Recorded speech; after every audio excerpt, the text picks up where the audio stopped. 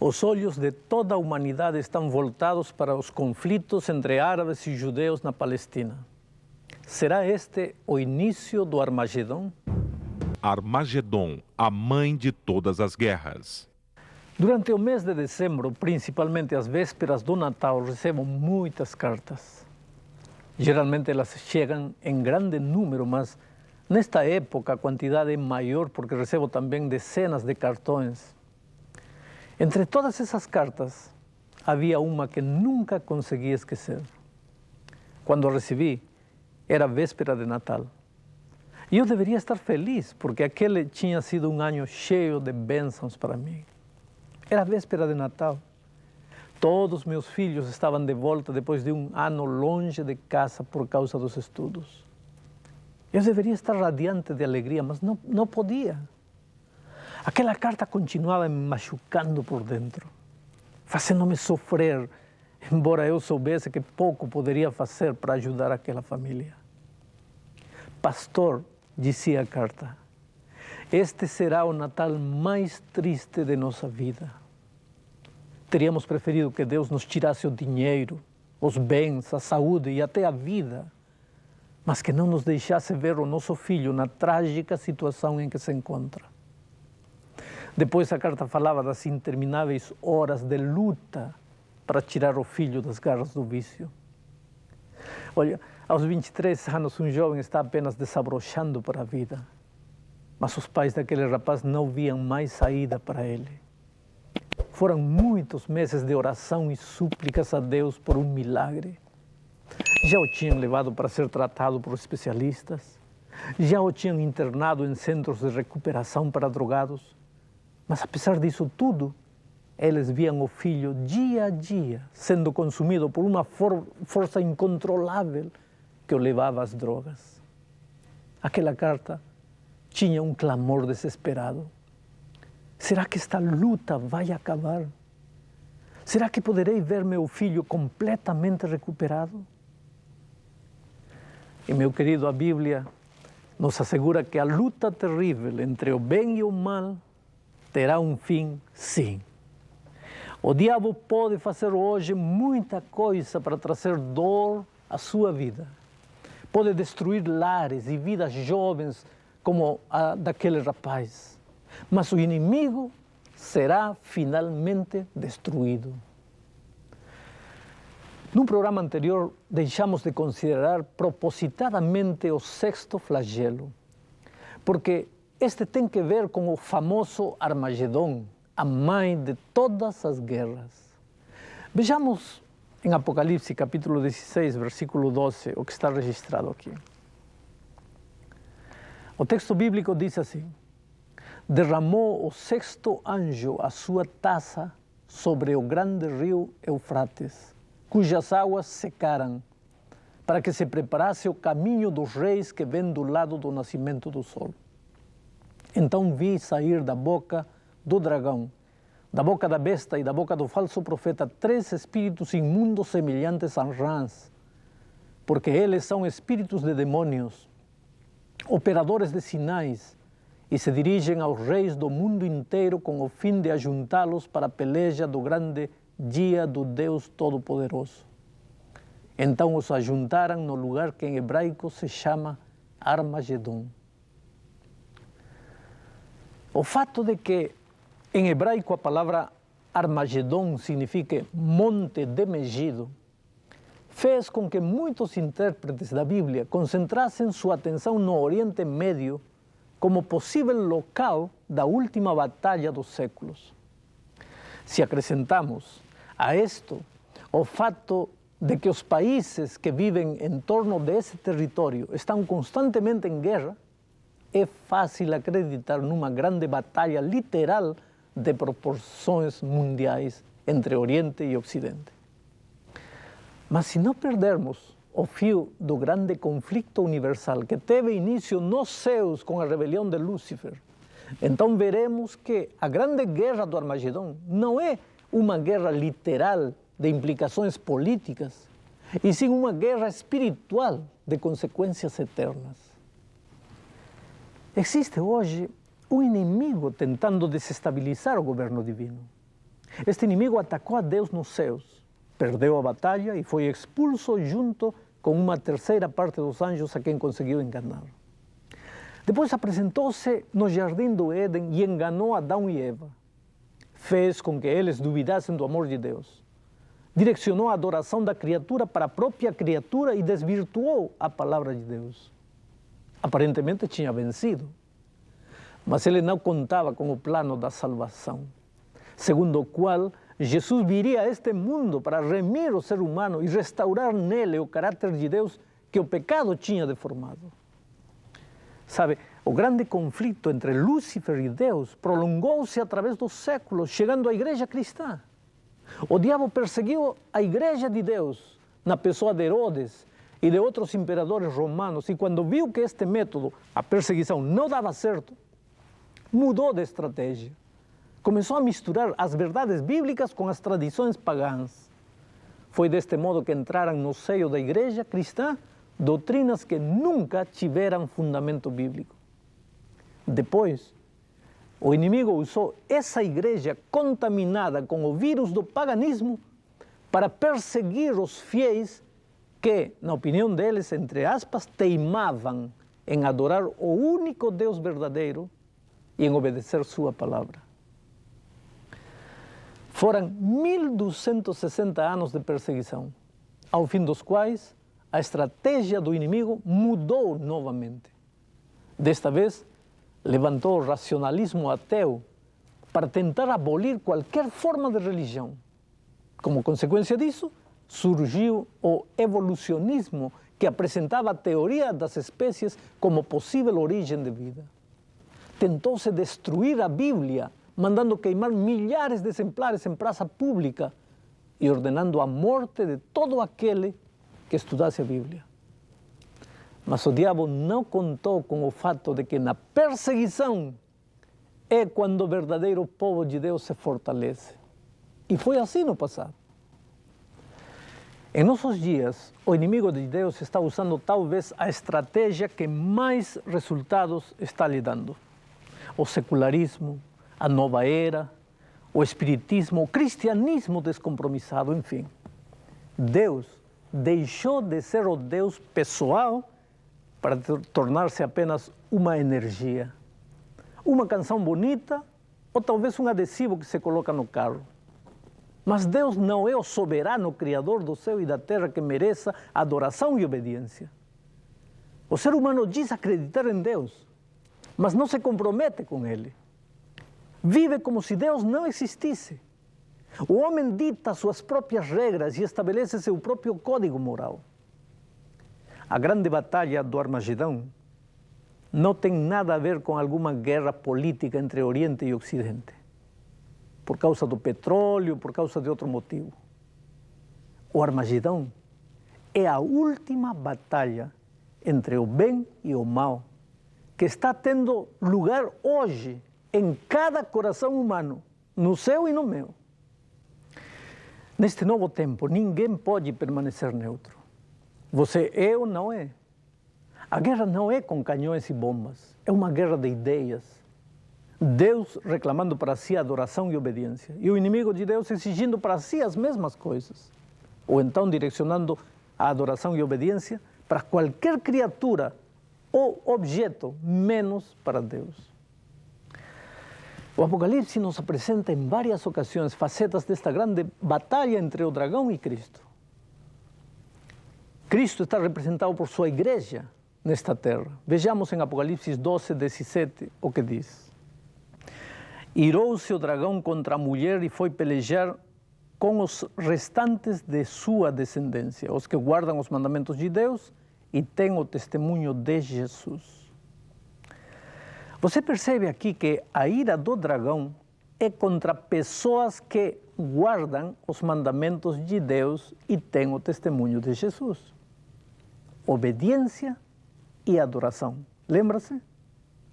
Vejamos agora Apocalipse 13, versículos 1 e 7. Diz assim: Vi emergir do mar uma besta. Foi-lhe dado também que pelejasse contra os santos e os vencesse. Leamos outro texto, Apocalipse capítulo 17, versículos 3, 12 e 14. Vi uma mulher montada numa besta escarlate, besta repleta de nomes de blasfêmia, com 7 cabeças e 10 chifres. Os 10 chifres que viste são 10 reis. Pelejaram eles contra o Cordeiro e o Cordeiro os vencerá. Vamos ler agora Apocalipse capítulo 19, versículo 19. E vi a besta e os reis da terra com os seus exércitos congregados para pelejarem contra aquele que estava montado no cavalo e contra o seu exército. Bom, aqui fala-se dos reis da terra com seus exércitos congregados para a grande peleja. Ao derramar o 6º anjo a sua taça, também vemos que 3 espíritos imundos semelhantes a rãs estão congregando os reis do mundo inteiro para a grande peleja. Que tipo de congregação é esta? Como é que o inimigo de Deus está congregando seus exércitos para a batalha final? Primeiro, é preciso saber que o Cordeiro também está congregando seus remidos para a grande batalha. Veja como o apóstolo João narra esta cena em Apocalipse 14:1. Olhei e eis o Cordeiro em pé sobre o monte Sião, e com ele 144.000, tendo na fronte escrito o seu nome e o nome de seu pai. Aqui encontramos o Cordeiro, Jesus, reunido com 144.000 fiéis no monte Sião. No Velho Testamento, o monte Sião era chamado Monte das Convocações Santas, porque nele se reuniam os filhos de Deus para receber as suas ordens. Agora vemos aqui a Jesus, com um grupo de fiéis que, segundo o anjo que deu a visão a João, são eles os seguidores do Cordeiro por onde quer que vá. São os que foram reunidos dentre os homens, primícias para Deus e para o Cordeiro. Quer dizer, hoje Jesus está querendo reunir seus filhos no Monte Sião. Como? Quer dizer que todos os seguidores de Jesus devemos pegar um avião e viajar às terras bíblicas para encontrar-nos lá com Jesus? Não. Lembre-se que o livro de Apocalipse é um livro simbólico. O Cordeiro simboliza Jesus. Os 144.000 simbolizam os filhos fiéis a Deus, que o adoram e lhe obedecem. E o que deve simbolizar o Monte Sião? Bom, para entender isto, é preciso saber o que era o Monte Sião no Velho Testamento. Leremos 3 textos da Bíblia para entendermos isto. Joel 3:16 é o primeiro texto. Vejamos o que diz aqui. Sião era o lugar onde Deus falava. O texto diz assim: o Senhor brama de Sião e se fará ouvir de Jerusalém. Joel 3:17 diz assim: Sião era o lugar onde Deus prometia habitar. O texto diz: sabereis assim que eu sou o Senhor vosso Deus, que habito em Sião, meu santo monte. E finalmente Joel 2:32. Sião era o lugar onde Deus queria congregar seus remidos. O texto diz: e acontecerá que todo aquele que invocar o nome do Senhor será salvo, porque no monte Sião e em Jerusalém estarão os que forem salvos. Bom, agora perguntamos: qual é o lugar onde Deus quer falar aos seus filhos hoje? Segundo, qual é o lugar onde Ele promete que se 2 ou 3 estiverem reunidos em seu nome, Ele estará presente? Terceiro, qual é o lugar onde hoje Deus está congregando seus fiéis de todos os cantos da terra, aqueles que guardam os mandamentos de Deus e têm o testemunho de Jesus? A resposta é óbvia. Deus está reunindo hoje seus filhos na sua igreja. Essa é a visão de Apocalipse 14. Esta reunião está acontecendo hoje, em nossos dias. De que maneira?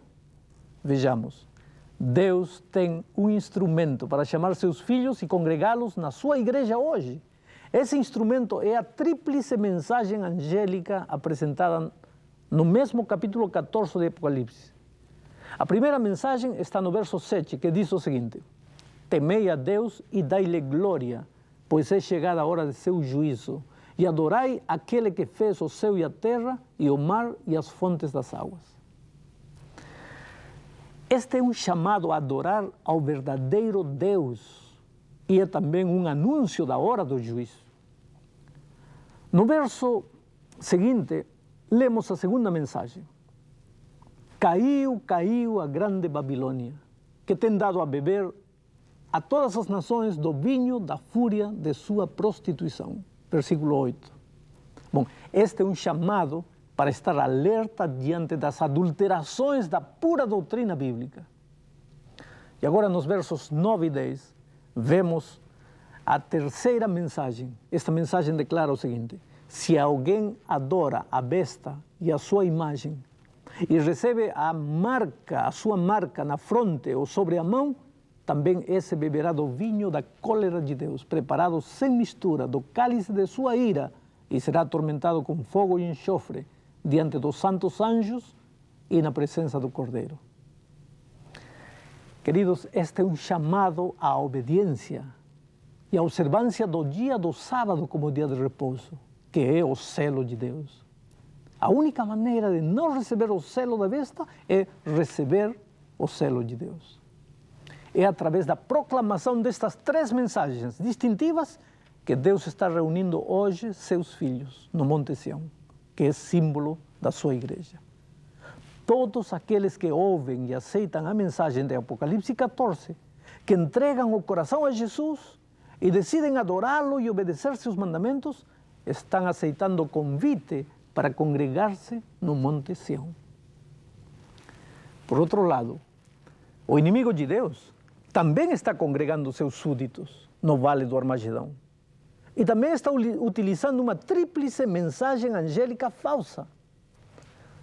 Vamos ler o que está em Apocalipse capítulo 16, 13 e 14. Diz assim: então disse a profecia: vi sair da boca do dragão, da boca da besta e da boca do falso profeta 3 espíritos imundos semelhantes a rãs, porque eles são espíritos de demônios, operadores de sinais, e se dirigem aos reis do mundo inteiro com o fim de ajuntá-los para a peleja do grande dia do Deus Todo-Poderoso. Quem são estes 3 espíritos imundos? São mensagens, são ensinamentos, são filosofias de vida que vão contra os principais ensinamentos das 3 mensagens angélicas verdadeiras. Primeiro, adore qualquer coisa, menos Deus, embora você pense que está adorando-o. Segundo, a alma não morre, ela é eterna, se reencarna ou continua vivendo como um espírito desencarnado. Terceiro, não obedeça a palavra de Deus, não dê importância a seus mandamentos, porque eles são obsoletos. Ah, meu querido amigo, este é um quadro geral. Este é o panorama completo.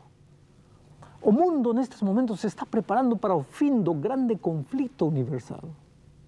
O mal terá um fim definitivo, mas antes dele findar, o diabo fará tudo o que puder para arruinar o maior número possível de vidas. Para tanto, usará suas ferramentas favoritas, o engano, o disfarce, a sedução, e quando isso não der certo, a perseguição. Lembre-se que esses espíritos de demônios são operadores de sinais. Eles vêm acompanhados de milagres e prodígios, de curas através de médiuns, de seres extraterrestres, enfim, maravilhas tantas que enganarão até os mais avisados. Mas Deus nos deixou a sua palavra. Ela é a única garantia que temos. Ela é a luz em meio às trevas. Ela é a âncora em meio ao mar agitado e turbulento que nosso mundo vive. Você pode confiar nesta palavra divina, não apenas em filosofias humanas, mas na palavra eterna de Deus. Meu querido amigo, você terá percebido que todos estes temas sobre o livro de Apocalipse são, às vezes, duros. Por isso, fiz questão, mais do que comentar o texto, ler a Bíblia. um versículo atrás do outro. A Bíblia é um livro que está à disposição de todo cristão. Você pode pegar a Bíblia, ler o livro de Apocalipse e deixar que ele praticamente se interprete a si mesmo. E você verá que o resumo do livro é a existência de um conflito entre duas forças, entre Cristo e Satanás. Esse conflito começou lá nos céus com Lúcifer, foi transferido para a terra, desde Adão e Eva até hoje, através da história. O inimigo tem tentado sempre direcionar a adoração do ser humano para ele ou para qualquer coisa, enquanto Deus tem reclamado sempre a adoração do ser humano para ele, Deus, o Deus Criador do céu, da terra, o Deus Todo-Poderoso. Mas o inimigo é astuto. O diabo é diabo, porque sabe, porque é velho, porque sabe como chegar ao coração humano. Por isso, ao longo da história, usou a perseguição.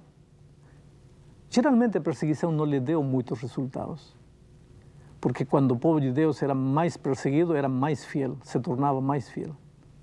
Agora, a arma que ele está dando resultados ao inimigo é o engano, é a sedução, é o disfarce.